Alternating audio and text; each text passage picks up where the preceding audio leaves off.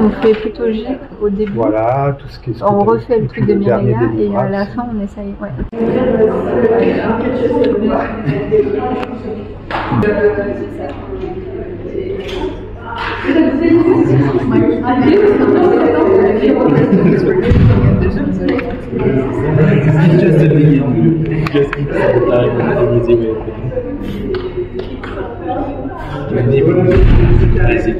No, this one has to be the last one.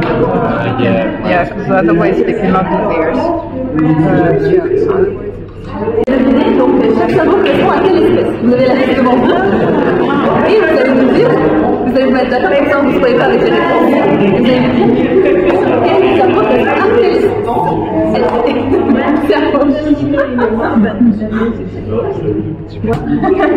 Bonjour mademoiselle. Pourriez-vous nous présenter? Vous vous présentez d'abord, est-ce que vous vous présentez ici? Bien sûr, alors enchantée, moi c'est Fanny Bain et mon atelier il est tourné sur la perception qu'on a de notre nourriture par rapport notamment aux couleurs. Et donc en fonction de la couleur, notre cerveau en fait il va se préparer à ressentir par exemple un goût de menthe pour la couleur verte ou un goût sucré voire fruit pour la couleur rouge. Et oui. Le conditionnement en fait par la couleur. C'est du conditionnement par la couleur. Ça explique aussi pourquoi beaucoup de colorants sont utilisés dans l'agroalimentaire. Et au final, mon test fait goûter du coup les deux solutions aux personnes en leur demandant selon elles laquelle est le plus sucré. Et très souvent, on me répond que soit la verte, soit la rouge est plus sucrée, alors qu'en fait c'est tout simplement exactement la même chose, de l'eau sucrée avec des colorants dedans. Est-ce que ça souvenir, par exemple, je pense à mon enfance avec sirop de menthe avec énormément de colorants. On a tellement l'habitude de voir du vert pour de la menthe que notre cerveau s'est associé vert égale menthe et que pour le rose, sirop de fraise ou sirop de grenadine. Et du coup, le cerveau nous conditionne à s'attendre en fait à ces goûts-là et du coup à diriger notre opinion vers l'un ou vers l'autre. Pareil pour les jus de fruits. À la vue comme ça, les gens ont beaucoup tendance à penser que c'est un jus de kiwi, un jus d'orange et un jus soit fruits rouges, soit goyave. Et en fait, c'est exactement la même chose. Sauf que nous avons ajouté des colorants du coup bleu pour faire le jus de kiwi et du rose pour faire le jus de kiwi. Donc c'est des choses qui sont relativement simples à faire pour se rendre compte au final que notre cerveau peut nous tromper quelquefois. Donc ça a une grosse utilité du point de vue industriel depuis très longtemps. Exactement. Encore une fois, c'est pour ça que beaucoup d'industriels utilisent des colorants pour rendre la nourriture un peu plus appétante et pour attirer et tromper quelquefois ça. Voilà. C'est bien, très bien. Et est-ce que vous pourriez dire quel est votre titre, s'il a une formation particulière? Alors, moi je suis ingénieure d'études et je travaille du coup dans le rôle du cerveau dans l'obésité notamment et plus spécifiquement sur une mutation génétique que à peu près 30 à 40% de la population mondiale possède et qui induit au niveau alimentaire des comportements compulsifs et une prévalence de l'obésité. Et on essaye de comprendre justement cet impact de cette mutation sur le métabolisme, sur la consommation d'aliments, etc. Travaillez-vous en liaison avec des hôpitaux donc pour ça? Alors, on a une collaboration effectivement avec des cliniciens qui du coup eux ne peuvent pas faire tous les tests que nous on fait sur des souris. Donc nous demandent quelquefois est-ce que vous pourriez tester ça pour nous, ou alors nous on fait des choses, on leur présente nos résultats, ils se disent ah bah ça c'est intéressant, on va pouvoir regarder chez nos patients ce qui se passe en fait de ce point de vue là, et en fait ça va dans les deux sens, on essaye de se renvoyer un peu la balle des deux côtés. Et qui gagne alors dans le match? Voilà. Un peu tout le monde pour le coup. On les fait avancer, ils nous font avancer donc. C'est parfait. Est-ce que vous avez des problèmes ou dont vous aimeriez que les pouvoirs publics, par exemple, ou des sociétés privées prennent en charge? Au niveau, en fait, on est tellement au tout début de la recherche que pour l'instant, on est vraiment en totale découverte sur beaucoup de choses. Après, ça reste toujours un peu les moyens financiers qui viennent de plus en plus limités dans la recherche, malheureusement, qui permettent pas forcément d'avoir des ouvertures de postes et qui permettent pas non plus d'ouvrir autant de dates de recherche qu'on souhaiterait. mais ça... L'argent, de la guerre. C'est ça, exactement. Et vous ne pouvez pas forcément demander à des grandes sociétés de vous financer. On a de plus en plus de collaborations avec le privé. Après, on n'est pas aussi libre de faire tout ce qu'on veut penser avec le privé parce qu'il y a forcément un retour sur investissement ou des choses comme ça. Donc, ça reste... c'est un équilibre qu'il faut qu'on trouve et... Merci beaucoup, j'arrête de vous faire souffrir. Merci. Alors, c'était dans la première expérience. Là, je vais vous donner un sticker. Vous allez essayer de ne pas regarder la couleur. Vous allez vous boucher le nez, le mettre dans votre bouche et essayer de deviner c'est quoi le goût du Skittles. Allez-y. Bouchez-vous le nez, bouchez-vous le nez, bouchez-vous le nez. Sans ouvrir la bouche. En ouvrant les yeux. Vous devinez c'est quoi comme goût? Débouchez-vous le nez. Vous pouvez vous déboucher le nez. Et maintenant vous... Ouais. Vous voyez, il y a un goût. Avec le nez, il y a un goût. Avec le nez, il y a un goût. J'avais pas de goût, moi. Sans le nez, vous voyez que c'est extrêmement difficile de déterminer c'est quoi le goût. Bah, en fait, c'est parce que le goût, il n'est pas composé que du goût sucré, acide ou amer qu'on retrouve sur la langue, mais aussi de l'arôme qu'il peut y avoir dans les aliments. Et cet arôme, lui, il passe pas par la langue, il passe par le nez. C'est ça, en fait, quand vous tombez malade et que vous êtes bien enrhumé, bien pris, tout vous semble moins goûtu et fade, exactement. Ça. Et du coup, vous voulez essayer du coup? Oui, je vais essayer. Voilà. Voilà. Ok. Vous mettez un bouche, vous bouchez votre nez. Vous mâchez pendant 3-4 secondes. Vous essayez de déterminer c'est quoi le goût. Maintenant, débouchez-vous le nez.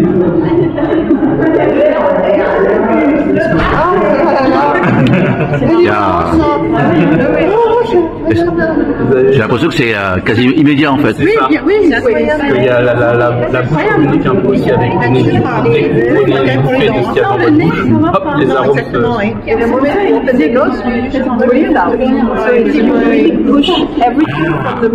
Du coup, ce qu'elle dit, c'est qu'en débouchez le nez, en fait, vous expirez légèrement et du coup, ça fait passer tous les arômes directement de la bouche dans le nez.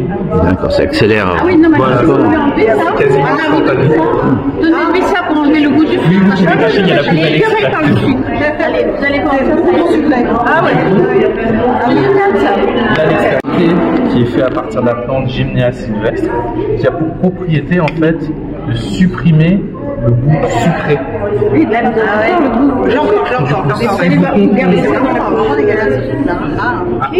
Oui, did you have a little sip of it? Oui. Du coup là, vous allez le prendre dans votre bouche, vous allez rincer votre bouche pendant une bonne vingtaine de secondes pour tout recouvrir le palais, la langue. Et après ça, on va vous donner un petit bonbon. Le goût devrait être normalement supprimé ou extrêmement atténué. Ah. Vous devriez presque plus sentir le goût sucré, qu'on ne plus sentir le goût sucré. Comme si on avait passé un cachet. C'est ça. Et après, quand vous mangez, c'est beaucoup moins puissant. Et là maintenant, vous pouvez essayer un bonbon. Alors peut-être un Skittles. Après, vous pouvez le cracher, pas de souci. Et là, normalement, le goût sucré, beaucoup moins. Je veux pas. Oui, ça va. La piège. Merci.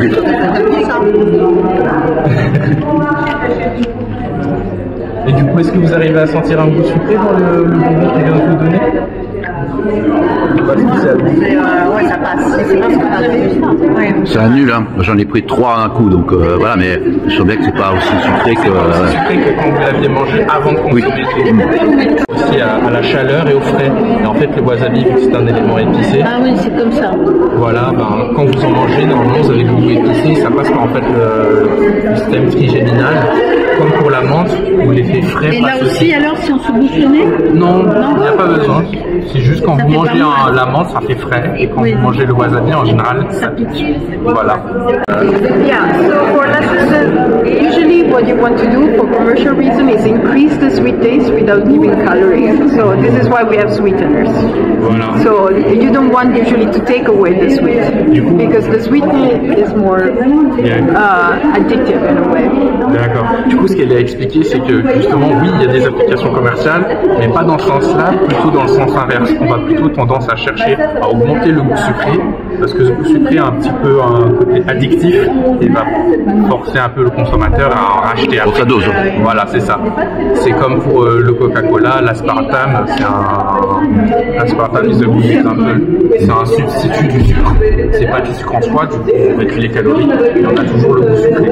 Pour les gens, ils tentent plus à en acheter, continuent à acheter parce qu'ils disent qu'ils vont consommer moins de calories et que ça sera toujours aussi bon.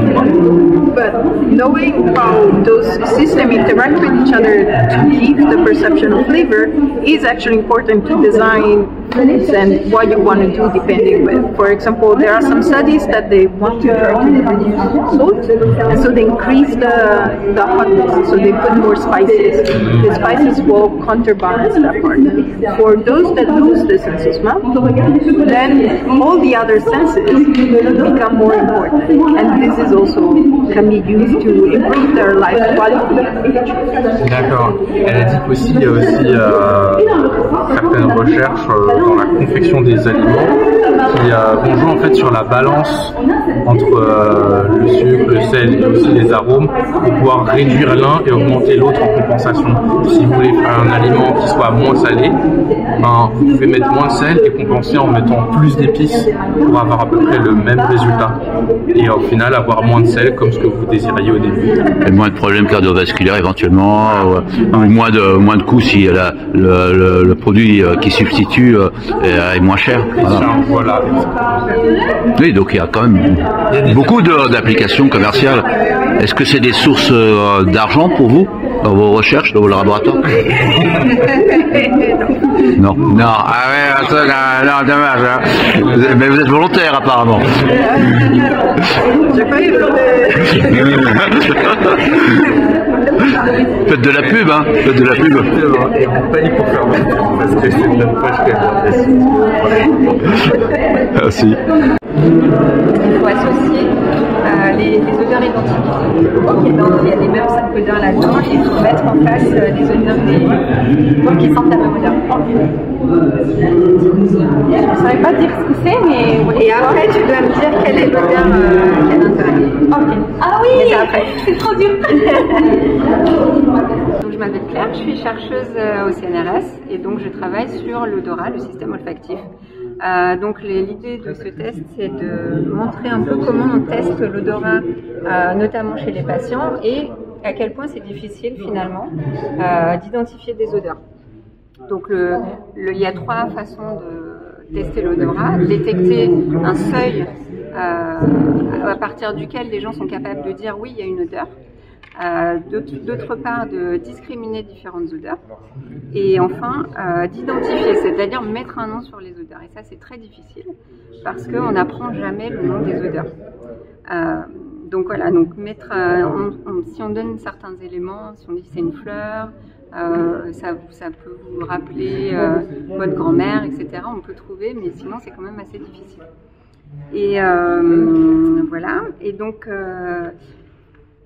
aussi l'idée c'est de sensibiliser à l'anosmie qui est la perte de l'odorat. Et donc quand on perd l'odorat, on perd plein de choses, le goût, l'odeur de ses enfants, l'odeur de la nature, etc. Donc un des moyens de rééduquer, aujourd'hui il n'y a pas vraiment de solution. Quand on a perdu l'odorat, notamment suite au Covid, il n'y a pas de traitement médicamenteux. Donc un des moyens c'est de faire de la rééducation olfactive, donc de sentir des odeurs. Donc on sent 5 huiles essentielles le matin, le soir, tous les jours. C'est un test assez contraignant. Excuse-moi, est-ce que ce sont toujours les mêmes ou Oui, toujours les mêmes. Est-ce que c'est une base de olfactive? C'est une base de 5 huiles essentielles qui, on pense, activent la majorité de la muqueuse olfactive. Et donc, l'idée, c'est que les neurones olfactifs qui sont dans la cavité nasale, ils peuvent repousser. Et donc, comme ils peuvent repousser, on va les stimuler pour qu'ils repoussent plus vite. Et voilà. Et donc, comment on stimule des neurones olfactifs? Et ben, en leur proposant des odeurs et en mettant des odeurs pour que ça les stimule.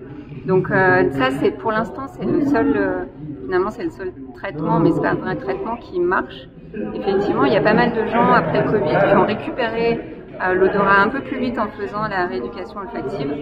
Et donc, c'est ce qu'on propose aux patients actuellement. Donc, la rééducation olfactive, pour le moment, c'est un traitement qui marche. On sait que ça marche. Il y a des études scientifiques qui ont montré que ça permettait de récupérer plus rapidement l'odorat, en tout cas, et parfois de récupérer complètement. C'est des choses qui ont été validées par des études scientifiques. Après, c'est pas non plus miraculeux, c'est-à-dire qu'il faut un entraînement qui dure au moins 12 semaines, ce qui est très long. Parfois, les patients se démotivent aussi parce qu'il faut rester concentré et faire ça, se tenir à faire ça vraiment tous les jours. Donc c'est pas miraculeux, mais pour le moment, c'est un peu la seule chose qui marche. On peut facilement faire cette rééducation tout seul, et l'association anosmi.org a mis en ligne sur son site web le protocole pour réaliser cette rééducation. Donc elle peut être téléchargée dans toutes les langues et voilà. Et chacun peut le faire chez soi. Pouvez-vous répéter lentement anosmi? Anosmi.org. D'accord, c'est la perte de l'odorat, c'est ça? L'anosmie, c'est la perte de l'odorat, tout à fait. C'est une association de patients qui est très très dynamique pour aider les patients qui ont perdu l'odorat. Donc il y a sur le site web, il y a plein de solutions et d'aide aux patients. Depuis combien de temps existe-t-elle? L'association existe depuis 2017 et elle a connu un essor bien sûr en 2020 après le Covid. Et, voilà. Quel était le motif de la création de cette l'association a été créée par une personne qui a perdu l'odorat, donc suite à un choc. Et donc il a vu que le parcours médical des gens qui avaient perdu l'odorat était très compliqué. Donc il a décidé de monter cette association pour aider les autres patients. Et ben voilà. Eh ben, merci pour vos informations. Bonne soirée ce coup-ci.